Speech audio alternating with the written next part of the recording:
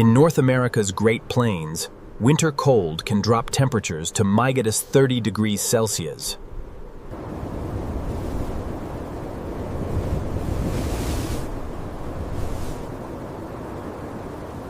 Before Western settlement, indigenous communities thrived year-round with unique mobile homes, enduring harsh weather.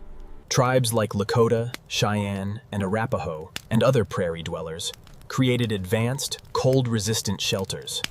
This film reveals how they survived some of the planet's most intense cold periods. These unique conical homes, called tipis, were entirely built and managed by women. Women were the true engineers of this structure. Construction began by lashing together 3 or 4 20-foot cedar poles. They connected them using sinew, a very strong tendon or connective tissue from bison. Then, 12 to 15 additional poles were arranged around the initial frame, completing the sturdy tipi structure. Depending on the tipi's size, the outer covering required 10 to 20 bison hides. Each hide was scraped clean, then treated with animal brains for softness, and coated with bison fat for waterproofing. Women used bone needles and sinew thread to sew the hides together. Summer and winter tipis differed greatly. As cold weather arrived, an inner lining of canvas or hide was added.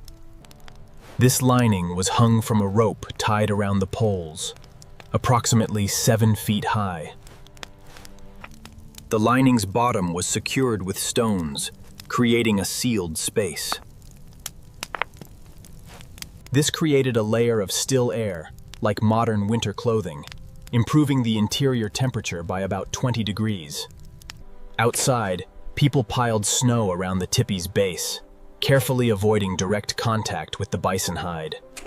Direct contact would quickly rot the material. They left a small gap, then built higher snow walls. To enhance insulation, some also stuffed hay into the gap between the 2 tipi wall layers. Others installed an additional inner ceiling, called an ozon. It kept warm air above and blocked cold winds from the tipi's top.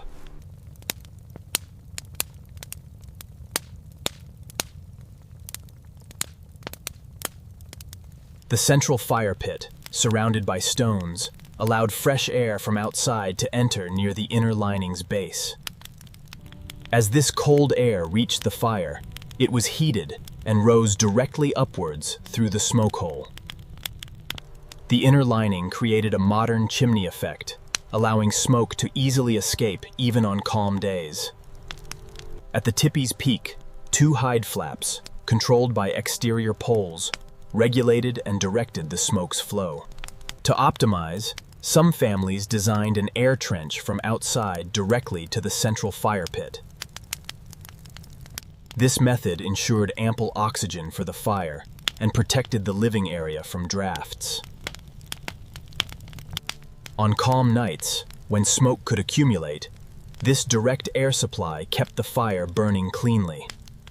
Before sleeping, glowing hot stones were wrapped in hides and buried under sleeping areas, providing hours of warmth. When the tribe moved camp, hot coals were sealed inside bison horns with clay to preserve them.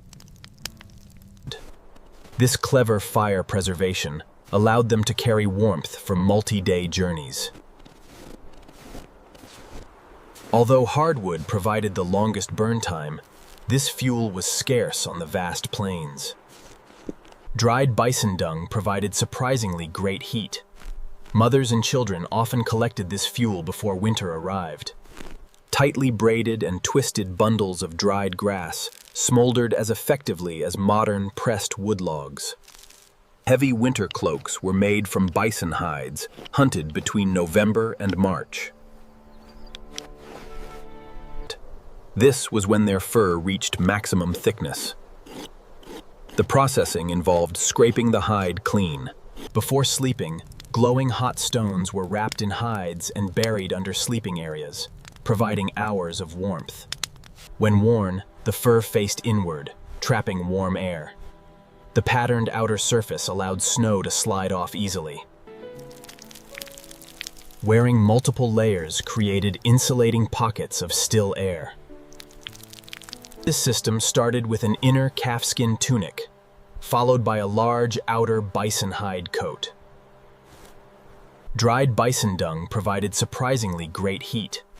Mothers and children often collected this fuel before winter arrived. For the most perfect survival food, pemmican was essential. This food was made from finely ground dried meat, mixed with rendered animal fat and berries. Just 1 pound of pemmican provided the body with 3,500 calories. This stored food was kept in rawhide bags called parfleche, which were then hung from the tipi poles. For vegetables, they dug underground cellars lined with bark to store them. Winter's naturally frozen ground acted as a freezer, preserving produce freshness for months. Tipis were always arranged in a circular pattern, with main entrances facing east to avoid the prevailing winds. This strategic arrangement formed a strong windbreak, reducing wind force for the entire community. In each tipi, about 8 to 10 members lived together through the cold months. Combined body heat, a small fire, and clever insulation kept tipi temperatures stable at 60 to 70 degrees Fahrenheit. This efficiency was maintained despite minus 30 degrees Fahrenheit outside. Every small detail of this lifestyle was refined over millennia. This indigenous knowledge sustained a thriving civilization where modern people would struggle to survive a single night.